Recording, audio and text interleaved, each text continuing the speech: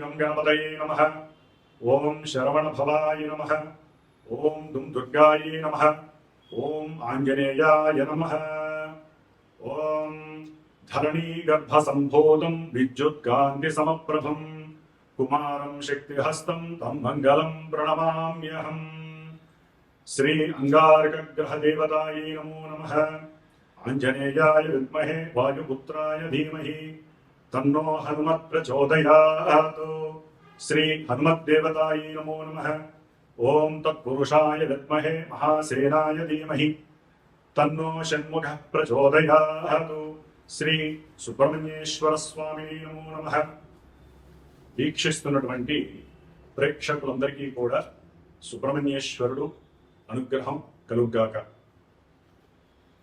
ఈ యొక్క అక్టోబర్ మాసంలో మనకి 28వ తేదీ నుండి డిసెంబర్ దాదాపుగా 7వ తేదీ వరకు కూడా 45 రోజులు మన భూమికి అత్యంత దగ్గరగా ఉంటూ భూమి నుంచి విడదీయబడినటువంటి ఆ యొక్క కేశవుడు మరియు భూదేవి యొక్క కుమారుడుగా రుద్రాంశభూతుడుగా మరి అంగారకుడు అనగా కుజుడు, ఆయనే మంగళుడు, సమస్త మంగళాలని ఇస్తాడు।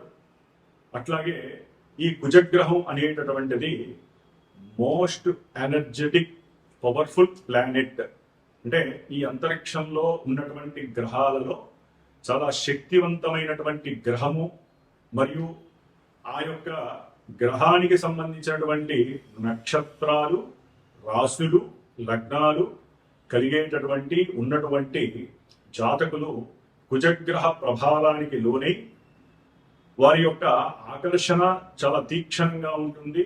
వారు మాట్లాడే ధోరణి కూడా చాలా మూమెంట్ చాలా ఫాస్ట్గా ఉంటుంది, అంటే త్వరగా నిర్ణయాలు తీసుకోవటం, త్వరగా మాట్లాడేయటం, తర్వాత ఆ మాటకి తగ్గ ప్రతిస్పందనగా బాధపడటము, లేదా అహంకార ధోరణి, కొన్ని కుళ్ళు కుతంత్రాలతో కూడుకున్నటువంటి ఈర్ష్యా స్వభావాలు।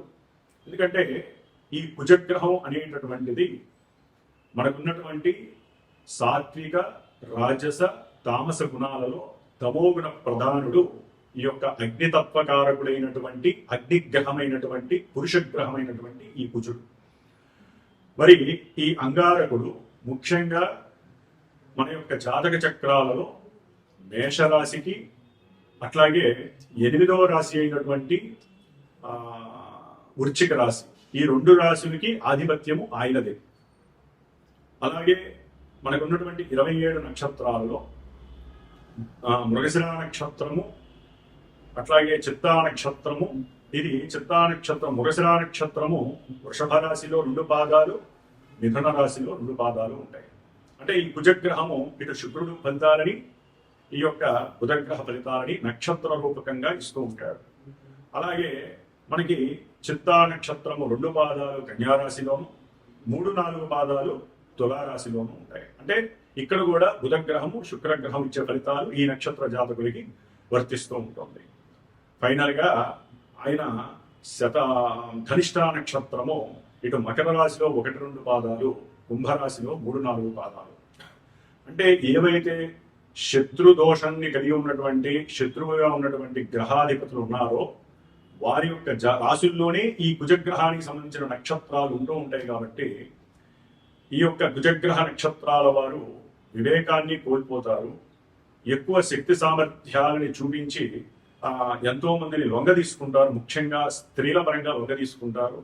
అట్లాగే వీరు మకర రాశిలో అట్లాగే కుంభరాశిలో ఉన్నారు కాబట్టి విశేషమైనటువంటి ఉద్యోగ ధర్మ బాధ్యతలని అధికంగా నిర్వర్తిస్తూ ఉంటారు। వీరికి ఒక పని కనుక అప్పచెప్తే ఆ పనిని మంచి యాటిట్యూడ్తో ఎటువంటి కార్యదీక్ష అనేటటువంటి పదాన్ని ఉపయోగించి అందరికన్నా నేనే ముందు చేయాలి, అందరిలో నేనే ప్రథమంగా ఉండాలి అని అత్యుత్సాహంతో మంచి ఆవేశపూరితంగా ఎటువంటి పనినైనా చేయగలుగుతారు।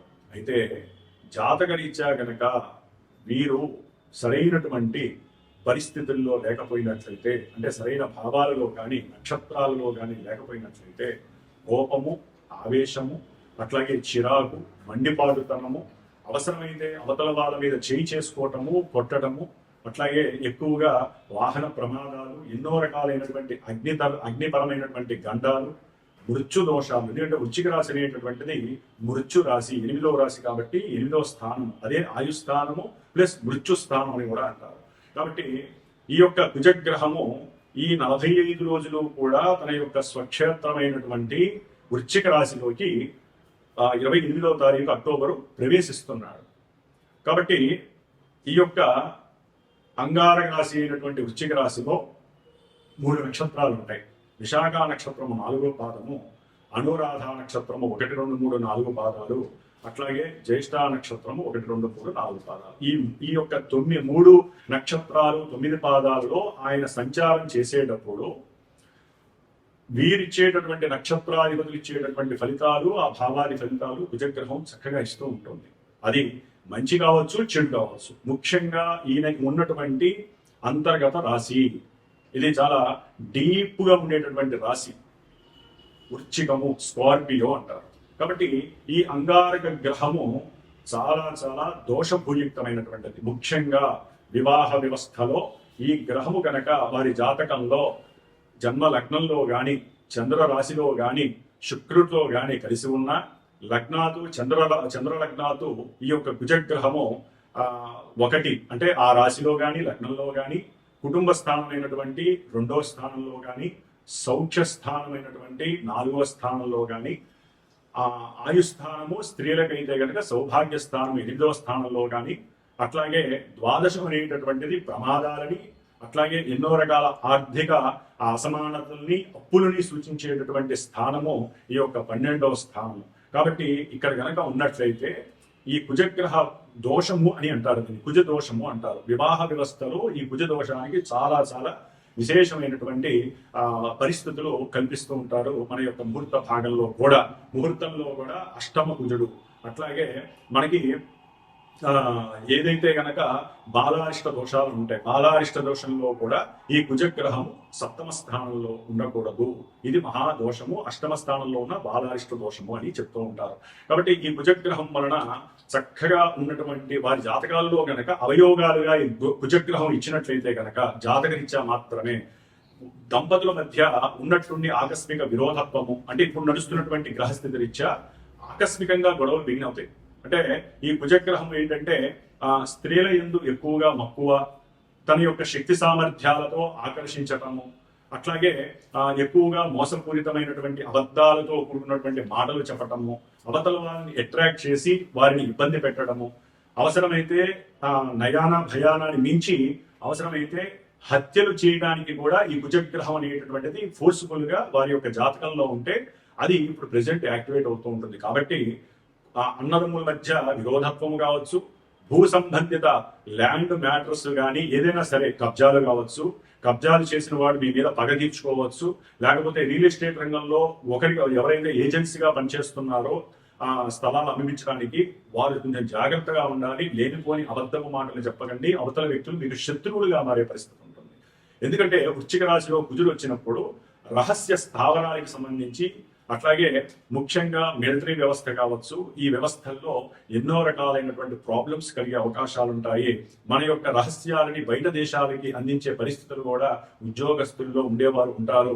ముఖ్యంగా ఇది జలరాశి కాబట్టి జల సంబంధితమైనటువంటి సముద్రాలు కావచ్చు, నదుల్లో కావచ్చు, అగ్ని కొండలు ఉంటాయి లోపల, అంటే అగ్ని జ్వాలలు బయటికి రావటము, అలాంటి అంటే లావా కొండలు బద్దలవటము అలాంటివి కావచ్చు, లేకపోతే జల సంబంధితమైనటువంటి ప్రమాదాలు జరగచ్చు. మొన్న కుజుడు వృషభ రాశిలో ప్రయాణ స్థానంలో ఉండటం ద్వారా మరి ఎన్నో రకాలైనటువంటి వాహనాల ద్వారా, అగ్ని జ్వాలల ద్వారా ఎన్నో ఇబ్బందులు కలిగినాయి.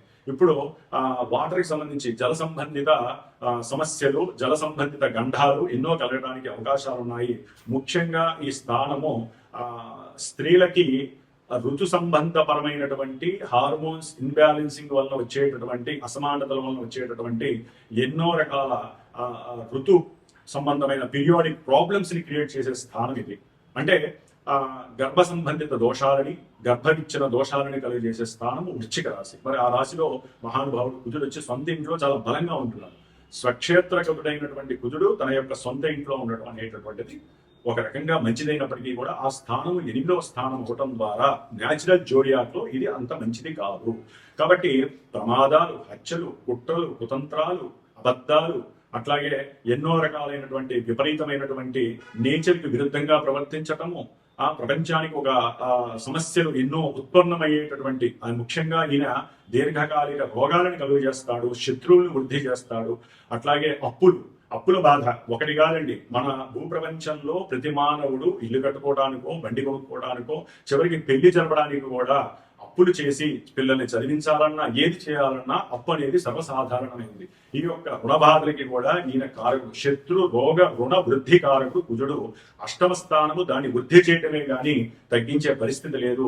ముఖ్యంగా వివాహ యోగము లేనటువంటి వారికి కుజదోషాల వలన, అట్లాగే సంతానపరమైనటువంటి దోషాలు, అది ఏ రకంగానైనా సంతానం లేకపోవటం, సంతానం పుట్టి చనిపోవటము, లేకపోతే సంతానం పుట్టిన తర్వాత వారికి రకరకాలైనటువంటి అంటే శారీరకంగా ఎదగలేకపోవటము, లేకపోతే గర్భవిచ్ఛిన్న దోషాలు 3వ నెలలోనో 2వ నెలలోనో గర్భవిచ్ఛిన్న దోషాలు జరగటము.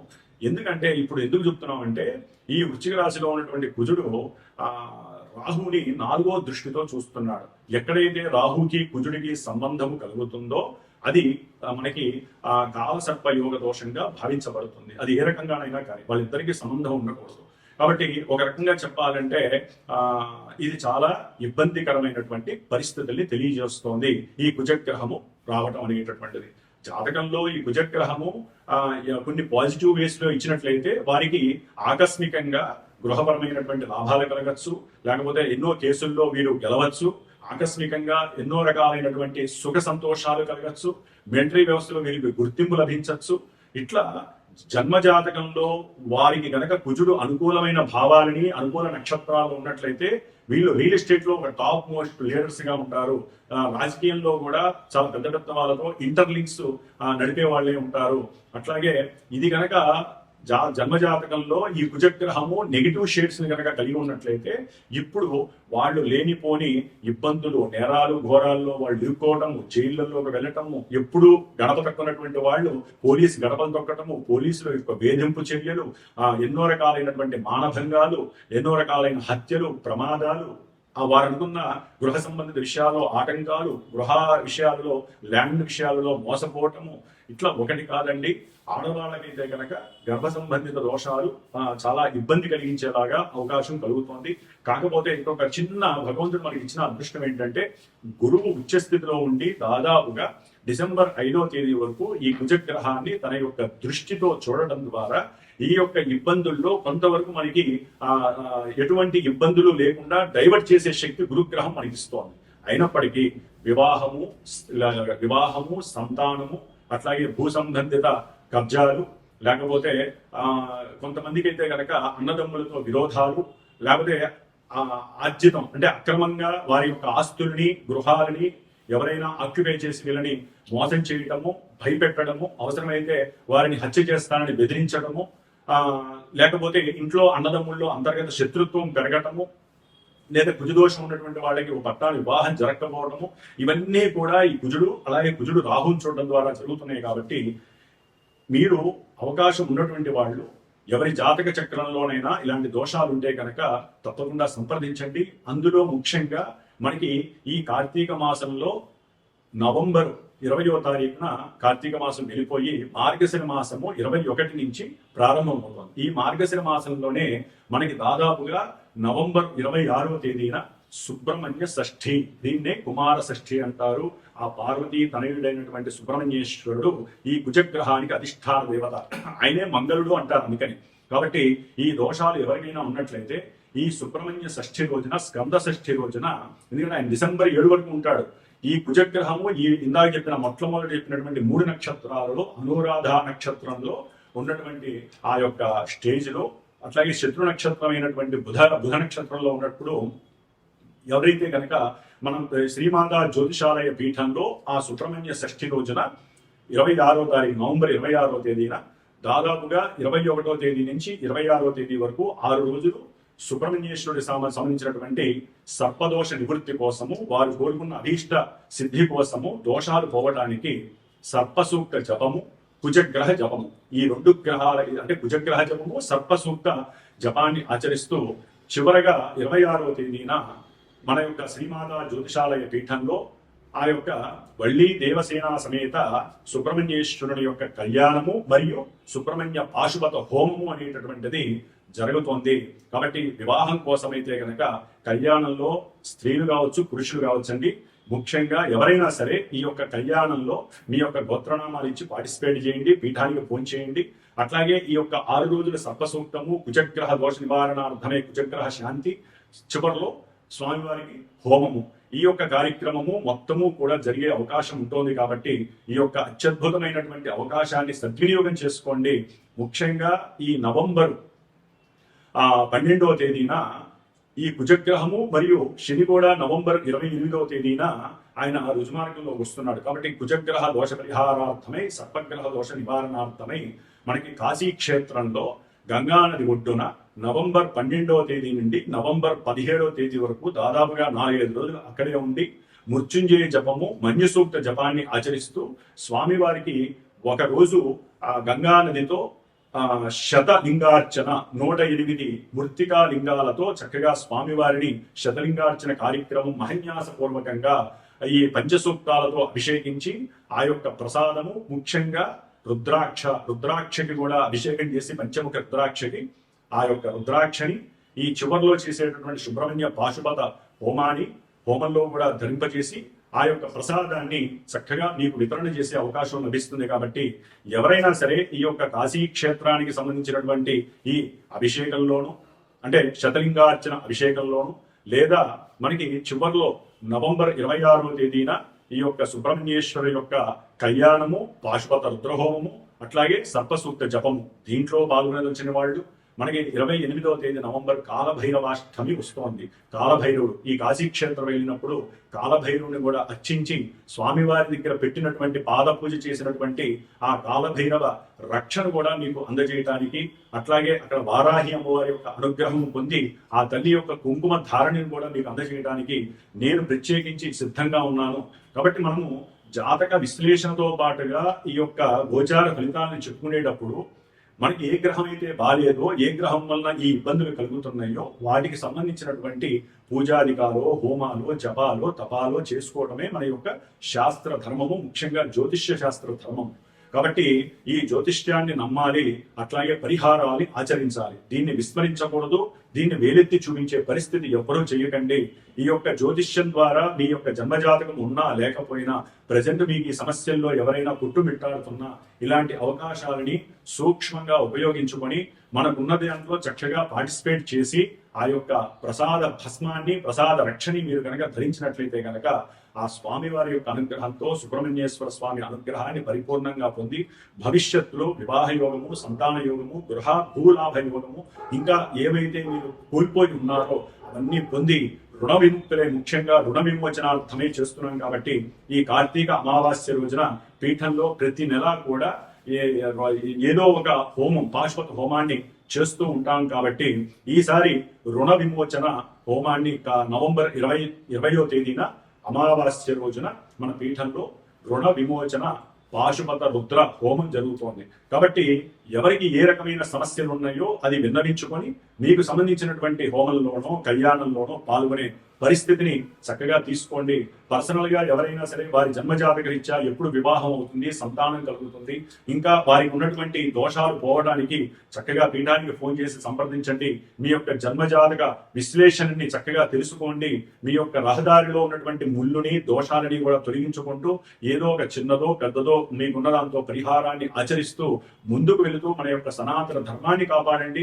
మీకున్నటువంటి యోగాలన్నింటినీ కూడా చక్కగా పట్టుకోండి. కాబట్టి ఇప్పుడు మేషాది ద్వాదశ రాశుల వారికి ఈ కుజగ్రహ ప్రభావము ఏ విధంగా ఉండబోతోంది, ఏ విధంగా వారు జాగ్రత్తలు తీసుకోవాలి 45 రోజులు అనేటటువంటి విషయాన్ని మనం గనక తెలుసుకున్నట్లయితే కనుక ఇప్పుడు మేషరాశి వారికి ఏ విధంగా ఉంటుంది, తర్వాత మిగతా 12 రాశుల వారికి ఏ విధంగా ఉంటుందో చర్చించుకుందాం. మిథున రాశి వారికి అక్టోబర్ 27వ తేదీ నుండి డిసెంబర్ 7వ తేదీ వరకు కూడా కుజగ్రహ సంచారము వృశ్చిక రాశిలో తన యొక్క స్వంత క్షేత్రంలో జరగడం వలన అది మిథున రాశి వారికి 6వ క్షేత్రం అవటం ద్వారా శత్రు, రోగ, రుణ నివృత్తి జరగడానికి ఇది ఒక అవకాశంగా మీరు భావించవచ్చు. ముఖ్యంగా ఈ 27 నుంచి నవంబర్ 1 తేదీ వరకు కూడా కుజుడు శుభకారకుడైనటువంటి ధనకారకుడైనటువంటి గురుడి యొక్క నక్షత్రంలో ఉండడం ద్వారా విపరీతమైనటువంటి వ్యాపార రీత్యా కానీ ఉద్యోగ రీత్యా కానివ్వండి, లేకపోతే భార్యాభర్తల్లో ఎవరైనా వ్యాపారం చేస్తున్నా, లేకపోతే సంతానం దేశాల్లో ఉన్న వారి నుంచి కానివ్వండి చక్కటి ధన సంపాదన కలుగుతుంది. దాంతో ఒక గృహాన్ని స్థలాన్ని కొనే అవకాశం తీసుకుంటారు. అట్లాగే వ్యాపారంలో కూడా కొంత పెట్టుబడులు పెట్టిన దానికి, లేకపోతే అంతకుముందు ఎవరైతే మీరు అప్పిచ్చి ఉన్నారో వారు తిరిగి ఇచ్చే అవకాశాలు కానీ కలగడానికి ఎక్కువ ఆస్కారాలు ఉన్నాయి. ముఖ్యంగా ఈ బుధుడు శనిగ్రహ నక్షత్రంలో ఉన్నప్పుడు 1వ తారీఖు నుంచి నవంబర్ 18వ తారీఖు వరకు కూడా వీరు ఆకస్మికంగా కొంతమంది జాతకరీత్యా ఈ బుధుడు ఏదైనా ఇబ్బందికరంగా ఉంటే కనుక ఆకస్మికంగా ఏదైనా అనారోగ్యం వల్ల కావచ్చు, లేకపోతే అన్నదమ్ముల యొక్క విషయాలలో వారి నుంచి కొంత ఓదార్పు లభించడానికి వారికి అప్పు చేసైనా సరే ఆకస్మికంగా వారికి ధనాన్ని ఇవ్వడం కానివ్వండి, లేకపోతే వారితో కలిసి చక్కగా సుఖప్రదంగా దూర ప్రయాణాలు చేసే అవకాశము, దాంట్లో వారి మధ్య కొంత చిన్న అంతర్యుద్ధము జరగటము. అంటే ఏం లేదండి, కుటుంబాల గురించి కుటుంబీకులలో వేరే వ్యక్తుల గురించి మాట్లాడుకుంటూ వీరిలో సమస్య వస్తే కానీ ప్రత్యేకించి బుధుడు ఇక్కడ ఉండడం చాలా విశేషం. ముఖ్యంగా చదువుకునేటటువంటి విద్యార్థులు వీరికి నవంబర్ 19 నుంచి కూడా ఉన్నంతలో డిసెంబర్ 7 వరకు కూడా విద్య యందు చాలా ఉన్నత అభివృద్ధి కలుగుతుంది. ఎవరైతే మెకానికల్, లేకపోతే సివిల్ ఇంజనీర్స్, లేకపోతే వ్యాపార సంబంధిత ఉద్యోగాలలో ఎవరైతే రాస్తున్నారో వారందరికీ కూడా శుభాలు కలగడానికి అవకాశం ఉంటుంది. వ్రాత పరీక్షల్లో కంపల్సరీ విజయం సాధిస్తారు మిథున రాశి వారు. కాబట్టి మిథున రాశి వారికి 6వ స్థానంలో ఉన్నటువంటి కుజగ్రహము 9వ రాశిలో ఉన్నటువంటి రాహు పైన ఆయన యొక్క దృష్టి కేంద్రీకరిస్తోంది. కాబట్టి తండ్రి పరంగా దీర్ఘకాలిక అనారోగ్యాలు ఎవరికైనా ఉంటే అవన్నీ కాస్త తగ్గుముఖం పట్టే అవకాశం ఉంటుంది. తండ్రికి కూడా శుభం జరగడానికి అవకాశం ఉంటుంది. కాబట్టి వీళ్ళ మధ్య సంబంధం అంత మంచిది కాదు. కాబట్టి కాస్త మీరు కుజగ్రహానికి రాహుగ్రహానికి తండ్రి గారి చేత కాస్త దానం ఇప్పించే పరిస్థితి చేయండి. దానివల్ల ఇంకా వారికి శుభప్రదం కలగడానికి ఎక్కువ అవకాశాలు ఉన్నాయి.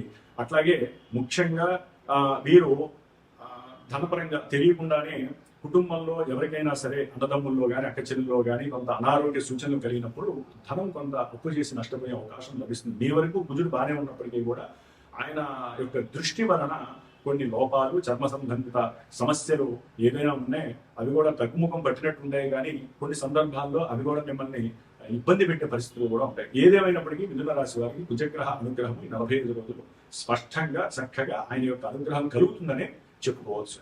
ఓం సుబ్రహ్మణ్యేశ్వరాయ నమః.